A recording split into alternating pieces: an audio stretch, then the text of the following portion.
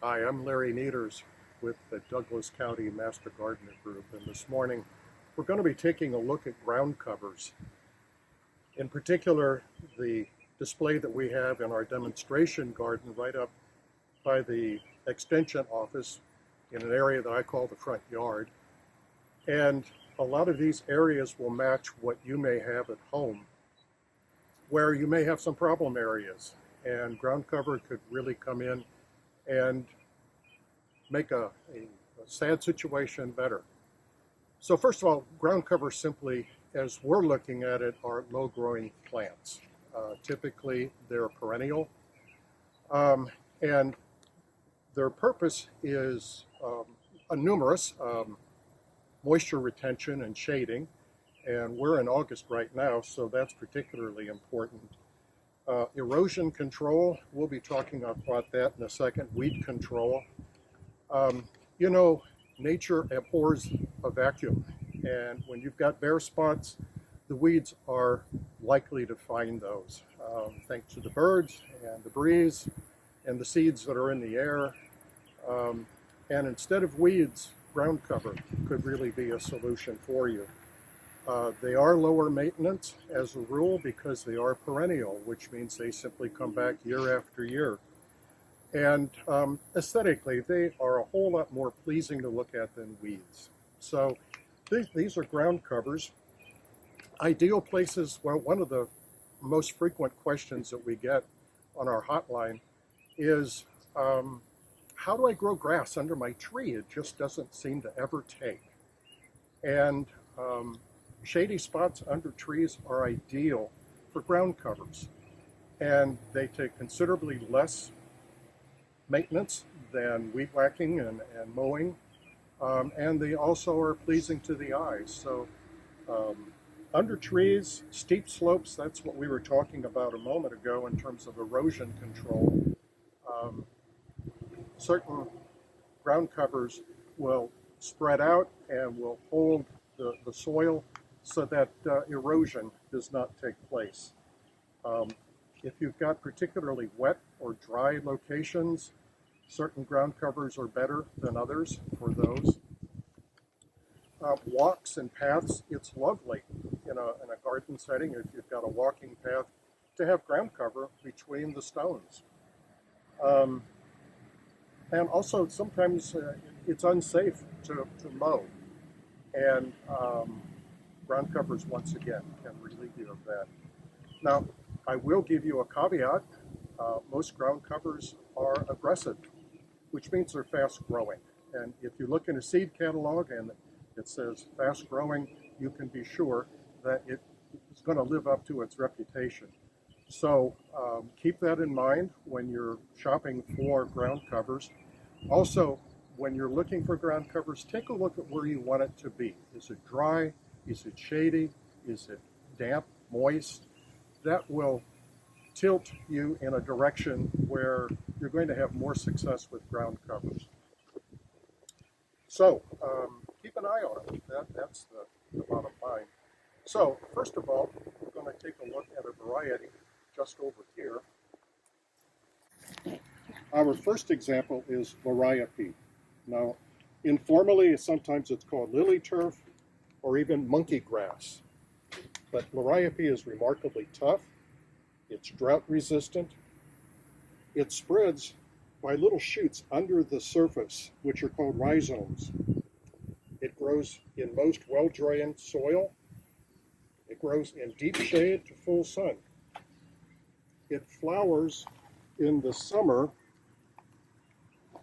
especially in full sun.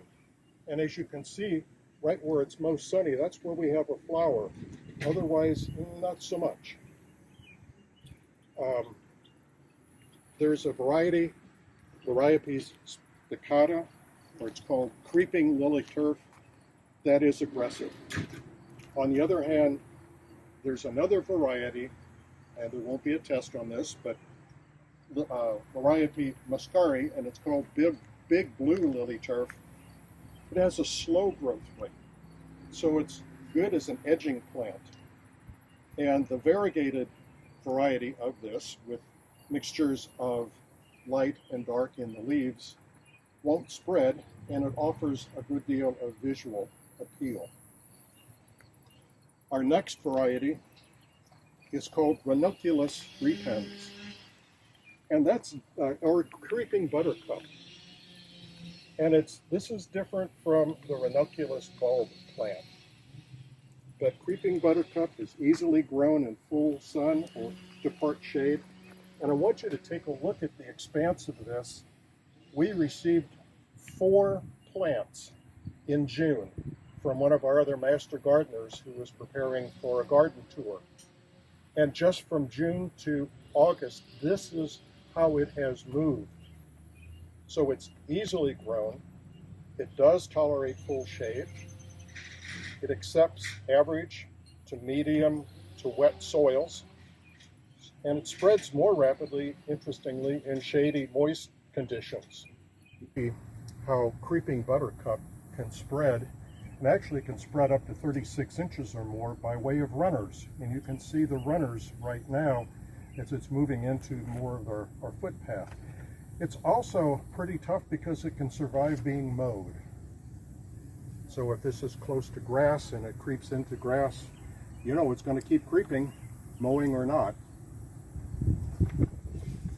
So we've got another section next to the creeping buttercup, and that's our Sedum and Stonecrop section. And the Stonecrop, first of all, are the larger varieties. When you go to a garden center, if you ask for Stonecrop, you'll see some of the ones that are taller, and they come up 12 inches or more, whereas as you think of Sedum, or most people think of Sedum, they're more low growing. They're all succulents, so they do best in full sun to part shade. They can spread perhaps an inch a month. They're resistant to being walked on,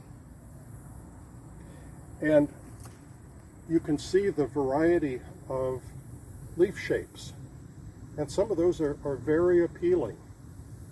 And once again, they are perennial, they're succulent in nature, and they're hardy.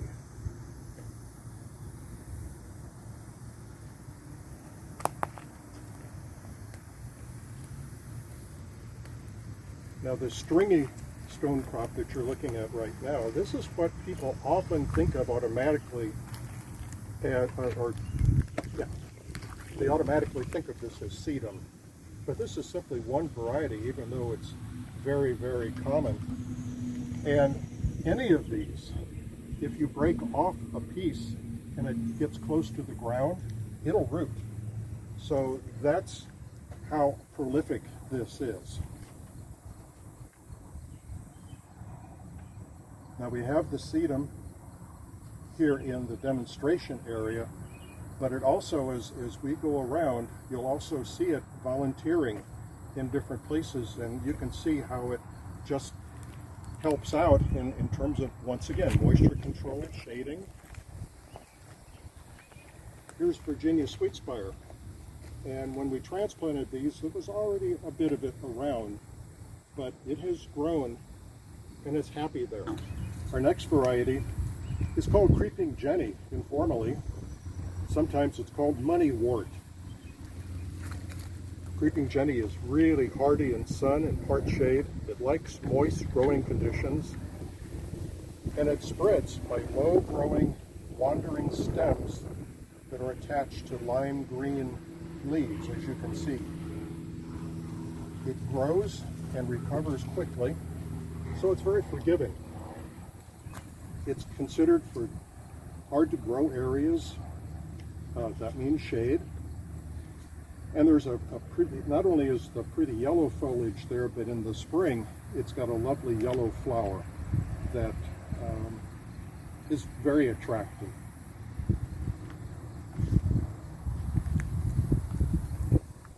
Our next ground cover is Catmint, which is different from catnip, mainly because it does not stimulate cats, but it thrives on neglect.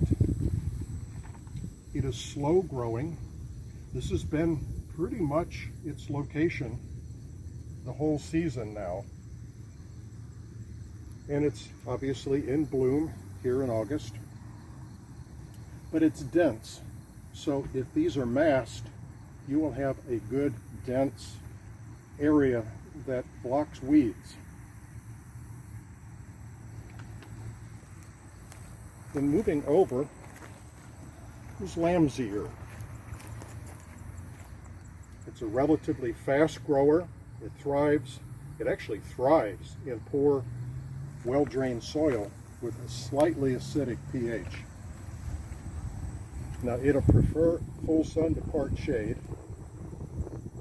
It spreads by self-seeding and also creeping stems that root when they're in contact with the soil. And looking at a bloom that's still showing here, it is starting to seed, and that's how it spreads. So if you want it to spread, then allow the flowers to go to seed and let the seeds spread. If you're looking to keep it contained, then snip those off after the blooms are finished and it's starting to seed in order to keep it contained and managed. It is prone to fungal diseases when growing in a damp condition, so that's why it's important to take a look at the area that you want to plant it in. If it's damp, it might not do as well if it was rather dry. Our next section is Ajuga, sometimes called bugleweed. It grows in full sun and part shade, and right now it's part shade. It spreads by runners, and if you look, it has several colorful foliage varieties. There are several colorful foliage varieties, often with a bronze or metallic leaf. And the best color comes from being in a sunny location. Ajuga grows rather slowly, and again, you can see how densely it grows. Also, if you look closely, we have some sedum that has crept in, which actually adds a bit of visual appeal. They get along very well, as you can see. So sometimes that invasion is not such a bad thing.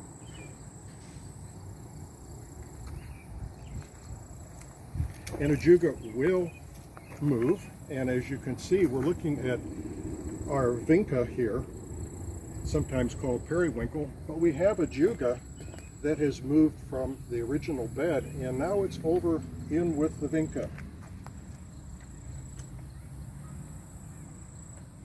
Vinca is a perennial, both major and minor, which depends on the leaves, rather than the annual vinca that you often see at a garden center.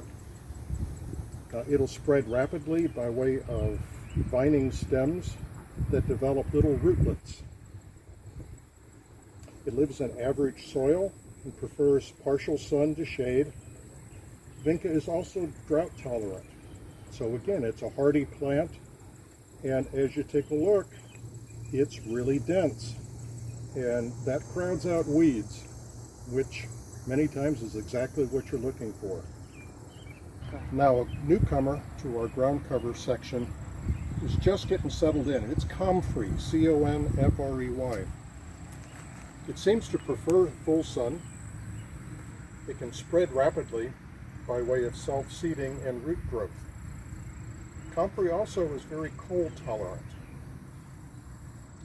So if you've got a north-facing area, that might be a ground cover for you to consider.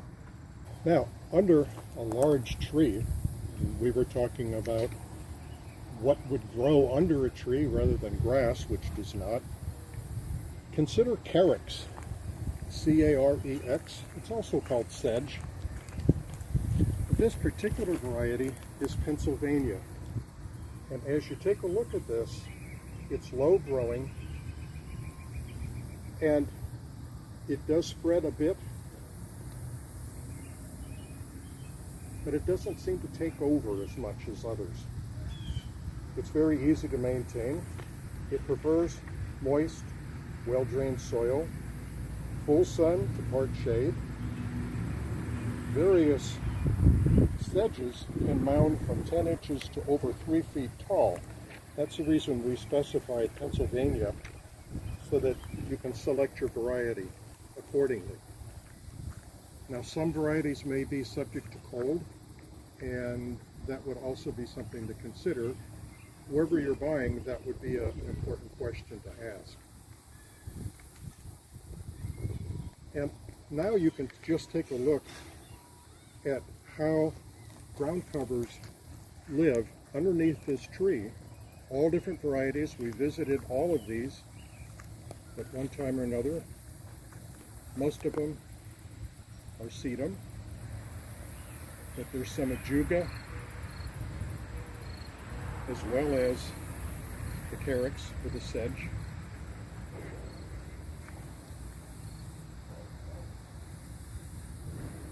And they all get along very well.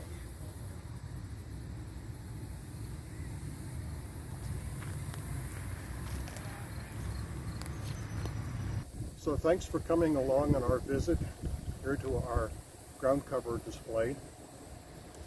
Please come out and see it in person.